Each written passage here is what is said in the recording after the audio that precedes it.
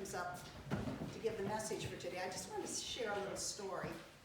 Duncan and I go to Florida for a couple months in this time of year, but I do keep doing my financial secretary duties. Bill or Liza send me a tabulation sheet and I put it into a spreadsheet. And last year, I think it was about this time, there was a new name that kept showing up. It was handwritten on the sheet, Manning. I thought, Peggy brought the Mannings to our church. And I think it started with just you, Deb, right? Yes. And then pretty soon, Dr. Don came along. And this is just a year ago. And, we enfolded them into our congregation and they've just enriched our lives. Amen. And then here we go. Amen. What an intro. I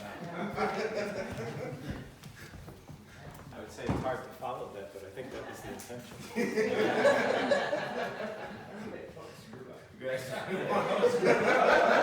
Good luck with that, John. We know who the audience is.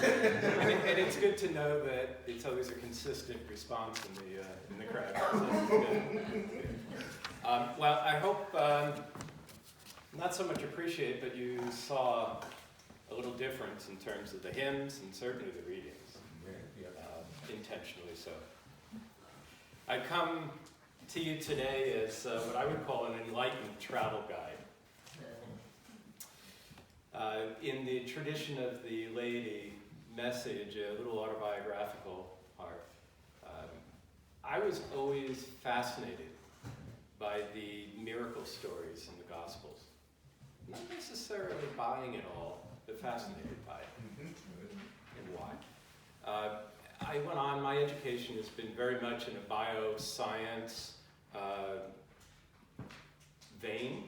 I was very privileged and fortunate to attend Johns Hopkins for graduate school, medical school, as well as my residency and education, as well as faculty. One thing really struck me though. It was always strange that when you went into the entrance of the new or the old hospital, here's a university that was founded specifically to be non-sectarian. In fact, Johns Hopkins himself said there will never be a divinity school at Johns Hopkins, partly his background and training. But here at the entrance to the old hospital is a 10.5-foot statue in marble of Jesus. Entitled The Divine Healer. And in fact, it is the entrance that people used both coming in and leaving the hospital. And you find that when you look carefully, the exposed toe of Jesus is polished to a shiny level. People touch it as they go in, they touch it as they go out. Very much in contrast to the heavily science-oriented and molecular component of the training that we received there. I trained first as a scientist, then as a medical doctor. And it was much later that I understood the difference between being a doctor and being a physician. And it was the patients that taught me that. It was not something that I was able to glean from my training, my labs, my lectures, and so on. The training I had was in the early days of the AIDS crisis, the beginning of DRGs. Medicine was totally in an upheaval. We couldn't cure most of the people we saw there. And it was a very frustrating time, obviously. I intended to be a psychiatrist when I went into medical school. That went away very quickly. I ended up training in anesthesiology, critical care medicine, and then pain management. In practice, however, my approach was not consistent with corporate medicine as it was developed. I left and took a different path. But that training never left me. And what I wished for, I hoped for, and unfortunately didn't see in a lot of what I had. throughout all of that, Debbie, as you know her, has been my muse. She's helped me to see new directions when needed. And she very much has taught me the meaning of compassion and healing that I want to discuss today. Amen. They thank her for that, and Amen. obviously so much more Amen. as well. Let me start with some stories. And these will be patients I saw or my colleagues have seen, but have been very influential to me. Start with Mary. She's a 30-year-old woman. I was assigned as her anesthesiologist for surgery to remove her ovary. As I found out in interviewing her the day before, she had already had a hysterectomy and one ovary removed. Here's a 30-year-old woman that would have been assigned to early menopause had the surgery gone forward. I talked to her gynecologist, and it was clear that it was because of pain and not because of any life-threatening condition that she was scheduled for this. I asked that they delay it. I had just started with 2 other colleagues at Pelvic Pain Center, which was one of 3 in the country, and said, let me see her first. If I can't help her, obviously we can go ahead with the surgery anyway. But it seems a shame to sentence a 30-year-old to early menopause. We saw her in the clinic with my team, and I must say I never did a gynecologic exam on her.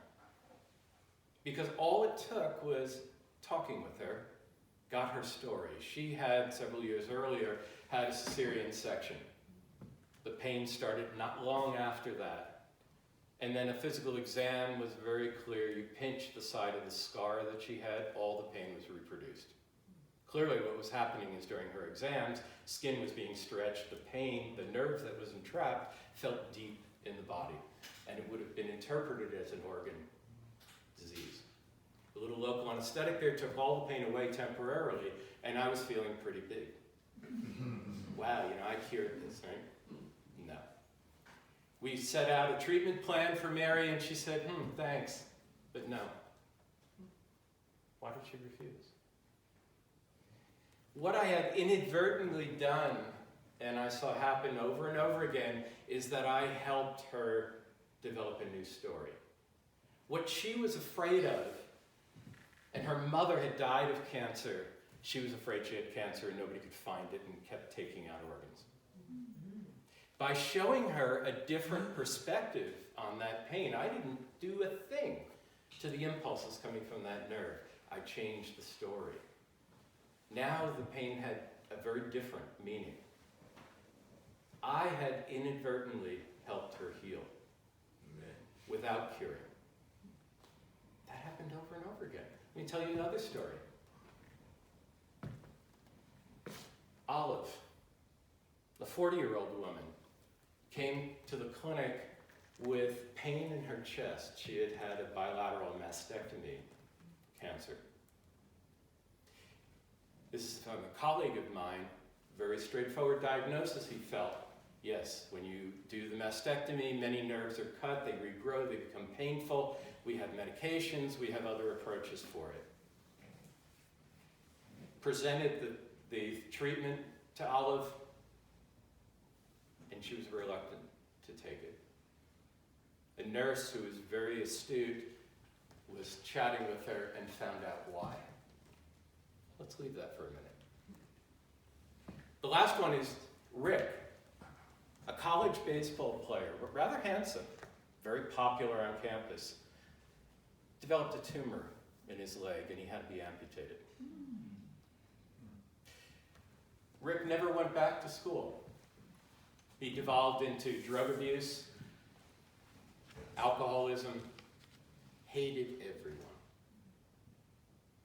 A former coach approached a therapist and said, would you please see him? Eventually they talked him into going into the clinic. He was seen. Part of the initial intake is the doctor asked him, draw a picture of your body. He drew a vase that was cracked and took a black crayon and wrote over and over the cracks in the vase. Park that one as well.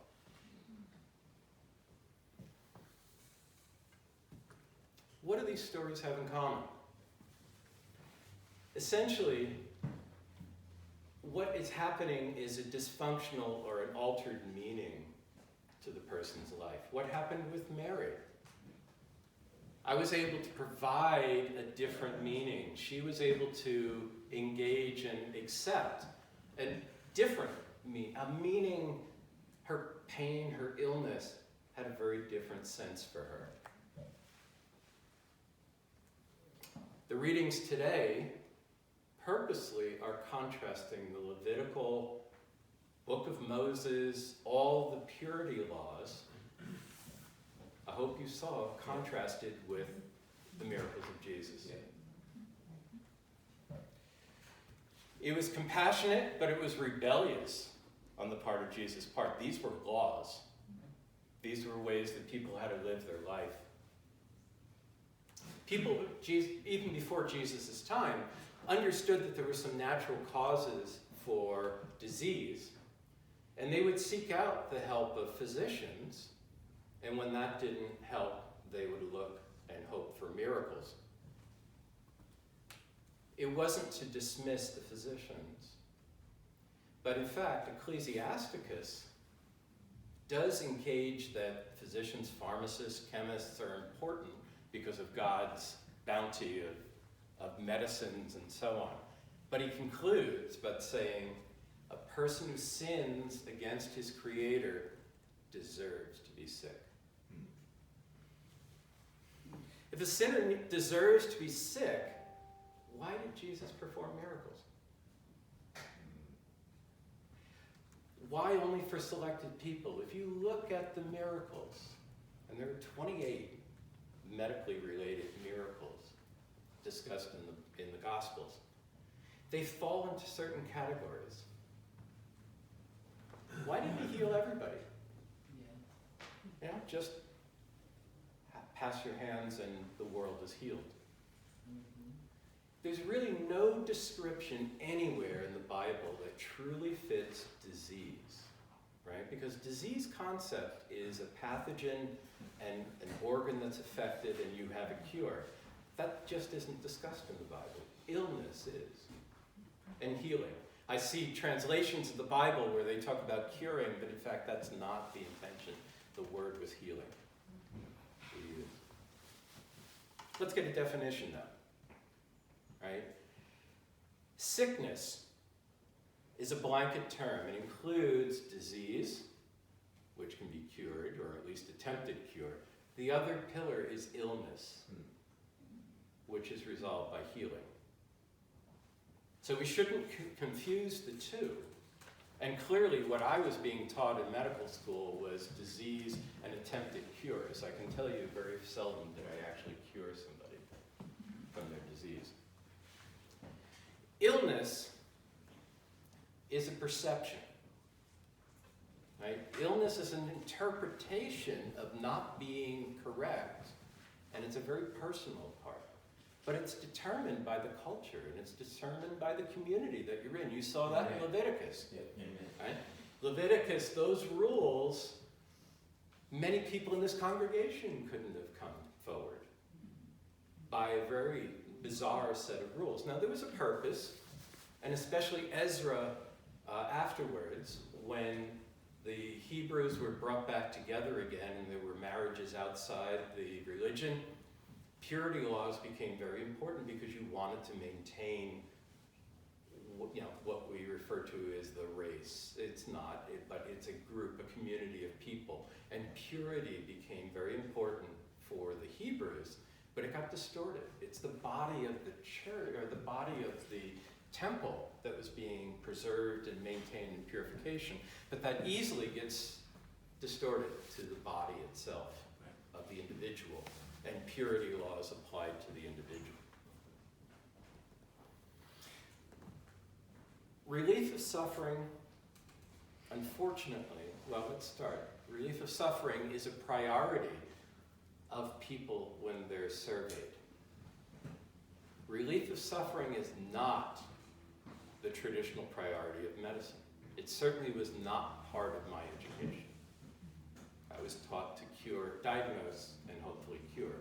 I was not taught about healing and barely taught about illness in the sense that we talk about illness that's been described by what our culture, our community, and even the church has defined. So this relief, often physicians don't recognize suffering, and they certainly don't spend most of their time resolving it in the traditional sense. Amen. That's not our job, if you will. You know, you have this biological underpinning, and illness doesn't fit in with diagnosis, organ disease, and what have you. Healing is going to be directed towards illness, an attempt to provide a personal and a social meaning for their life problems created by sickness. The efficacy of a treatment, though, is always going to be dependent on both the attempted cure and the healing. One without the other is a very difficult outcome. But my specialty, right, pain management, pain, suffering, illness is often very conflated.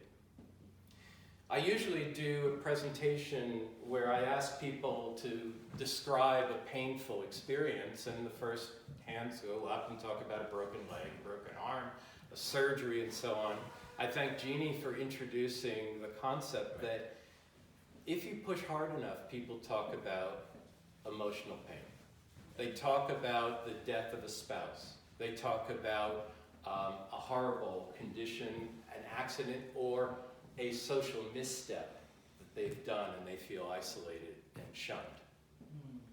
It's very interesting that very recently, only a few years ago, when you do functional brain imaging and look for areas of the brain that are activated by pain, so you can do an experimental pain stimulus, turns out if you put people in the MRI and have them remember a painful emotional experience, guess what? The same areas light up.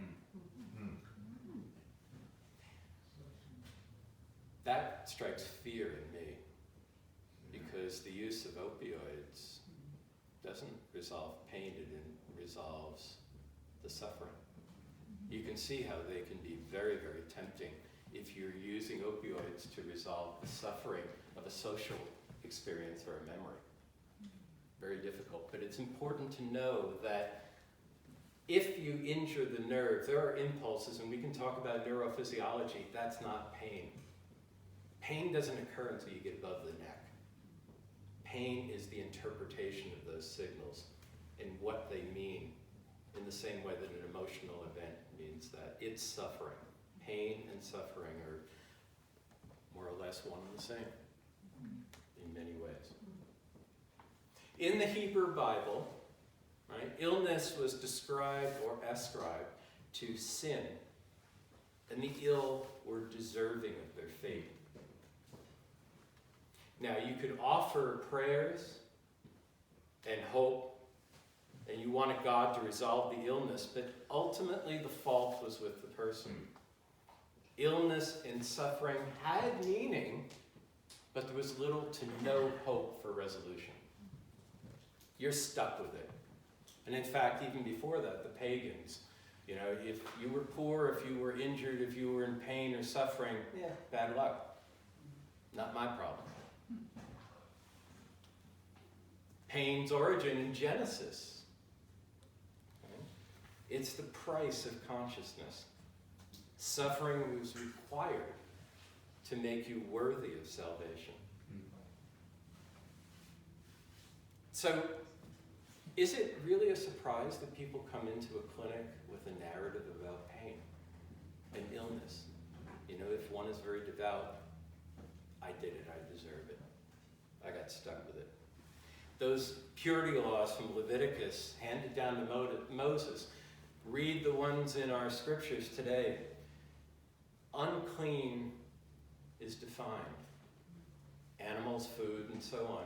But unclean is also defined by all those, quote, disease manifestations, right? Bleeding, discharge, skin lesions. Leprosy is often used as an example of an unclean person, when in fact there's virtually no, in fact I would say there is no evidence in the Bible that leprosy is what we call Hansen's disease right today. The microorganism that causes the injury to nerves and ultimately the skin. Almost certainly, all the references to leprosy in the Bible are a skin condition, whether it be psoriasis, eczema, or an allergic reaction. It's not leprosy. Leprosy, even if it was, is not very contagious. You have to work hard to get leprosy. And almost certainly the diseases that are being described in the Bible were not contagious. What Leviticus is worried about is not contagion, it's pollution. You want to keep the community, you want to keep the church pure. The body of the church, remember, gets conflated with the body of the individual. If you're polluted, what you want to do is keep that out of the body. You want to keep those pathogens, those pollutions out of the body. In the same way, then, people who were felt to be a polluting influence were kept out of community, of the temple. That even extended to people who had radical ideas. You were shunned, right? Because you would pollute the purity of the organization. So what is the core then is illness and perceived impurity causes a shunning and an isolation from society, creates suffering. Suffering is when your integrity as a person is being threatened. You don't fit in the community and you're being sent away. You know, a mutilated face, a limb too long, a birth defect. What has that got to do with purity? You even look at the description of the animals that were or were not allowed to be used as sacrifice. They had to be perfect. Yeah. They had to be pure. None of us are. So, you go to the New Testament now. About a fifth of the Gospels are concerned with Jesus' healing and the consequences of that healing.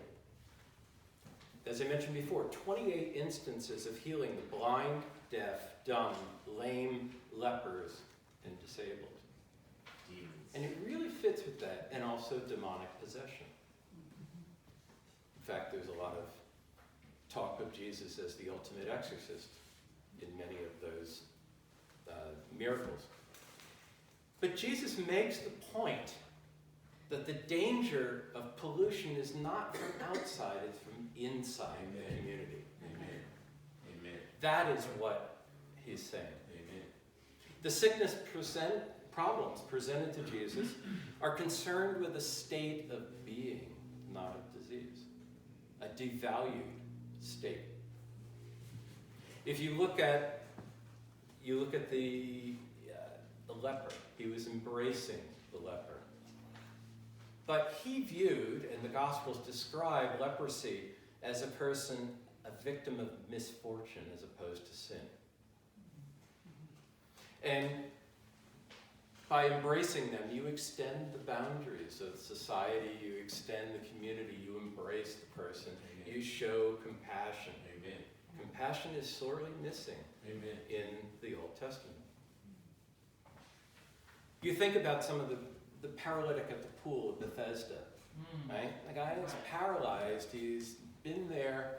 In that society, if you're on your own with no family to help carry you to the pool, what have you done? You're an outcast. Amen. Yeah. And what did Jesus do? He embraced him, brought him to the pool. Amen. Right? Became his friend, probably his only friend at that point, right? If you think about the miracle of Peter's mother-in-law, right? What happened, right? She had a fever, he said, and the question is whether it's a demon that caused the fever. But when she was healed, what did she do? She got up and served them. Amen. She returned to her place in society. Amen. That was what her role was. Amen. Right?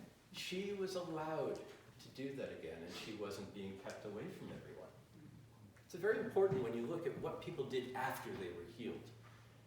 You know, they were told to go to the priest and determine that they were clean. They were told to go join the rest of the community and sin no more. his mother-in-law and prepare a meal for us. The illness reality that Jesus transforms is this notion of impurity. The uncleanliness accompanied by a lack of compassion or mercy. Many of the introductions to people asking for a miracle is, Jesus, have mercy on me. Amen. Why would they say, have mercy on me? It's that lack of compassion that's shown. And they're asking for that compassion, that mercy, that engagement, that embracement. Amen. You know, we do a hug here and Amen. very often. That is what was done. That's the healing. Amen. You're back into the community. Jesus' opposition to Levitical rules, touching the clean, unclean, working on the Sabbath, cleansing the lepers, touching and raising the dead, that was very against the rules. Stopping a woman's hemorrhaging. Menstrual hemorrhaging was a very unclean state that was felt, yet here he's able to heal her and become back into society again. It's directed to returning the person to society, providing a meaning to the illness, and help people return to the body of the community. So Christian healing from the very beginning has been associated with care for human bodies, Amen. a willingness to touch and to cleanse them. In fact, early Christians, after Jesus' time, would engage people who suffered from the plague, provide burials, provide nursing care for them. That so impressed Amen. the Romans and the pagans. That was probably the number one reason for the growth of Christianity. Amen. It was the showing of compassion and caring for people, whereas the pagans before that would just toss them off because they might have gotten us sick, if you will. Compassion was and is essential to the practice of Christianity, and marked Christian physicians as very different from those that the escapalists, the traditional physician, really had nothing to do with compassion. Amen. And you'll see in some of the miracles, someone spending all their money on physicians and getting nowhere. And old as new. The purpose here is, and what Christians believed then early on, is that giving to the poor, to the sick, was like giving to Christ. Amen. That this was expected. Amen. And it was very radical at their time. My experience, AIDS. Right? AIDS in the 1980s when I was training, incurable disease. The church was in a crisis. Do you embrace people with HIV/AIDS, or do you shun them because they sin, right? And remember, the original thought, they were homosexual. Later we found out about IV drug abuse, or they were from Haiti for whatever reason. Right? I still remember asking my patients in the history, you know, have you ever been to Haiti? Are you Haitian? You know, and so on and so forth. We evolved, but we learned to embrace people. Remember, we also thought and heard about an island to send everybody with HIV to so that they wouldn't contaminate the rest of the population. It's not easy to get HIV. You got to work at it. Right? But that is the modern context. Amen. And for the most part, the church has failed. Amen. Right? What was it? It was ACT UP, the radical approach that changed, and in fact, it changed the concept from victimhood to radical demand for activity. If you look back at the miracles of Jesus, he was not tolerant of victimhood. You know, you're healed, get up, go do what you need to do. Amen. Don't sit there and be a victim. Amen. Right? Very important in all of those. So miracles are narratives that change the perspective and lead to this metamorphosis, lead to this change in people. Aside from any of the supernatural components of, you know, physical change, it is a story that he's changed. Illness unfolds in stories and narratives. My history for Mary was critical. The narrative had to change. that many people who are suffering from illness really are suffering from an incoherent or dysfunctional story about their state, their sickness, their illness, and what it means. There's been a number of studies that if you give people random information, it is almost impossible not to try to make a story out of it. And often it's wrong. Right? Or if people have unknown symptoms and they put together their own diagnosis, almost always it's the most dire outcome. It's not a moderate one.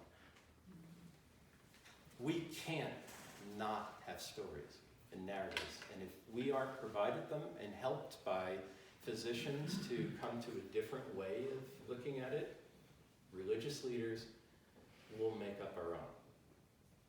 And we're not so good at that. So it's interesting that suffering can be relieved. If you say suffering or pain can be relieved in the presence of an unresolved disease, and suffering can stay even when the disease is so-called cured. Amen. The two are distinct. Amen. If you deny suffering and deny the healing, people can still remain recipients of treatments, but they can't be healed. And that happens over and over again in a medical setting. People with chronic pain. People don't want to talk to them. If they happen to have opioid therapy, working or not, all of a sudden you're a drug addict and you're shunned. Right? It's a chronic illness. We're not compassionate, we're judgmental. Amen. In how that happens. Amen. And especially when the cause of the illness is unknown. The social isolation is still present. One way of looking at it is let's look at illness as a journey.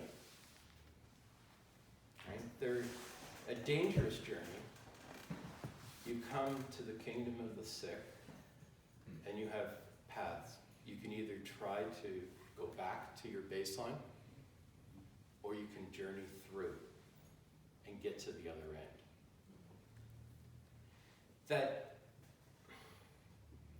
journeying through that kingdom of sickness, kingdom of illness, through the crucible of suffering, right?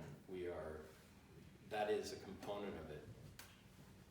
We strive to see meaning and have understanding about the illness that we have, and ultimately reach some kind of transcendence. Amen. A new meaning, renewal, change.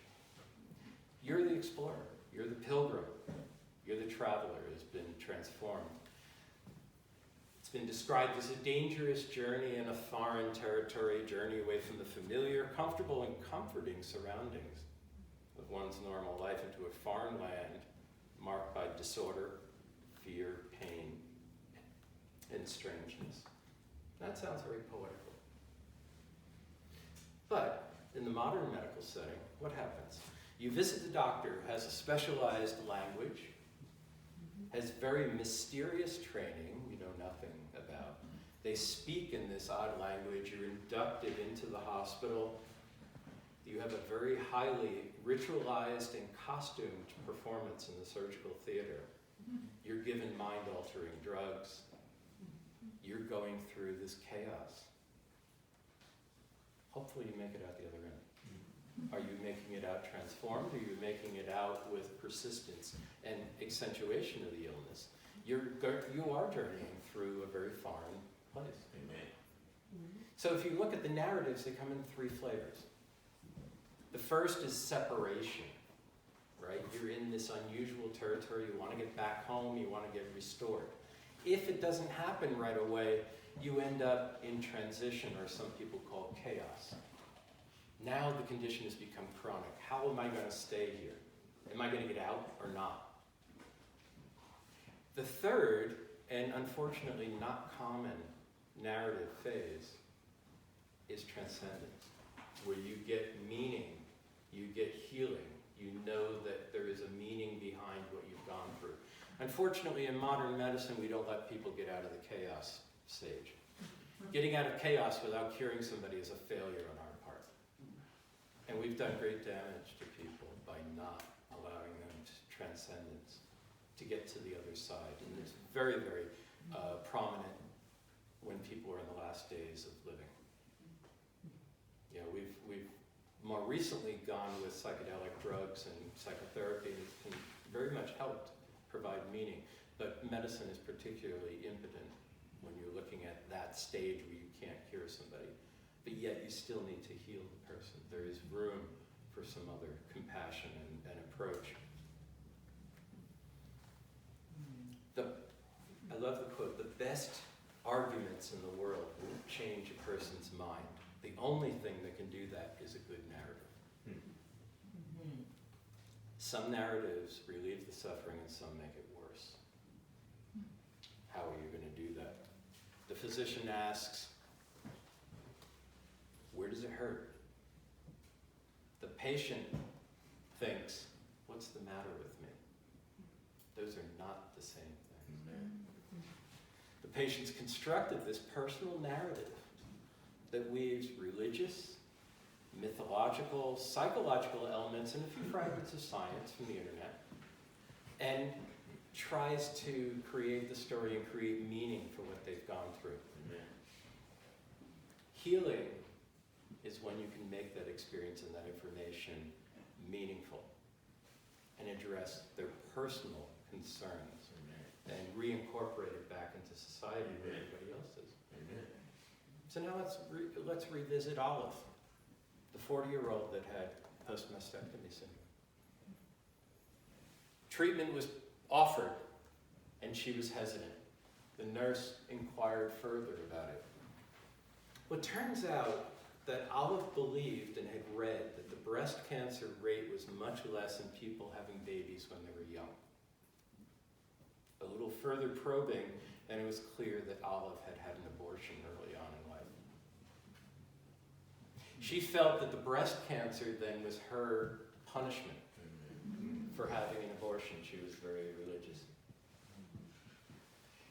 When they did the mastectomy, the pain that occurred afterwards is the substitute punishment that she has to go through.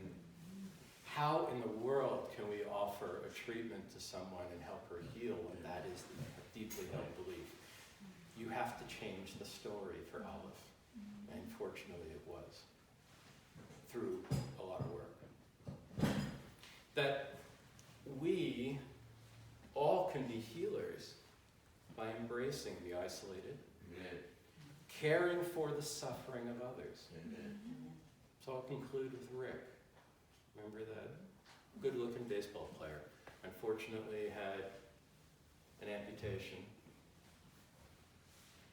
Angry at the world. His picture of himself is a vase with cracks that have been written over in black crayon.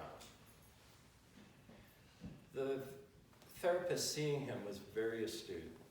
Got him involved with counseling young people facing deforming illnesses and injuries.